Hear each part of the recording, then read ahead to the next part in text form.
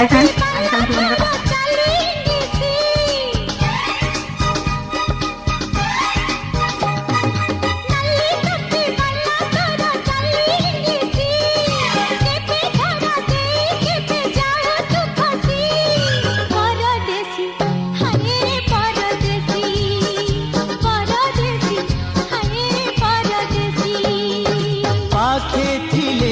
कही पारुनी मु दूरे गले